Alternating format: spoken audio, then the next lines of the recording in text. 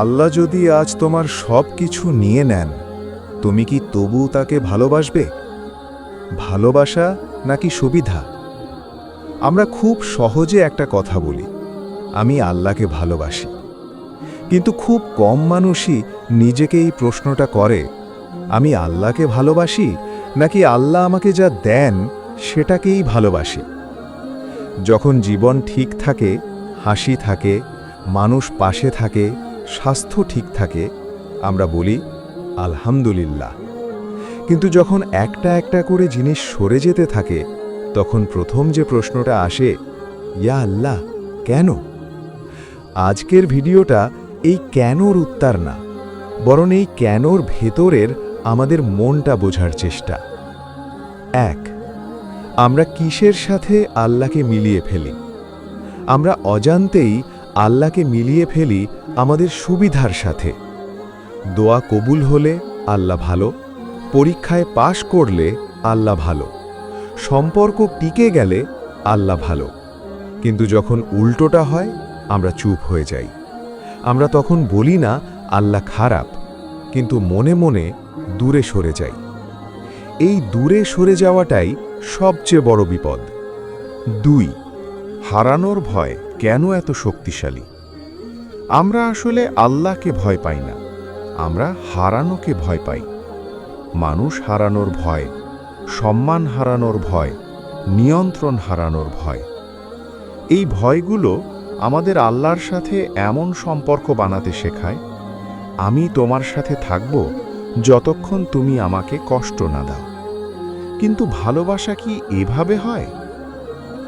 3.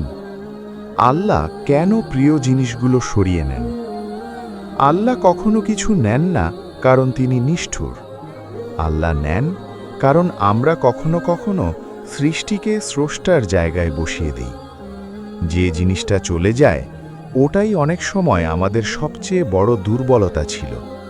আল্লাহ দুর্বলতা ভাঙেন, ধ্বংস করেন না। 4.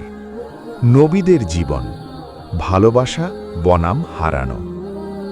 যাদের আমরা সবচেয়ে প্রিয় বলি নবী আলাইহিস সালাম, তাদের জীবনেই সবচেয়ে বেশি কষ্ট এসেছে। কারো সন্তান হারানো, কারো পরিবার, কারো স্বাধীনতা, কারো সম্মান। তবুও তারা বলেন, ইয়া আল্লাহ, তুমি যা করো সবই আমার জন্য কল্যাণ। এই কথাটা বলা কতটা শক্ত ভেবে দেখেছ? যদি আজ সব কিছু চলে যায়, একটু থামো, ভাবো।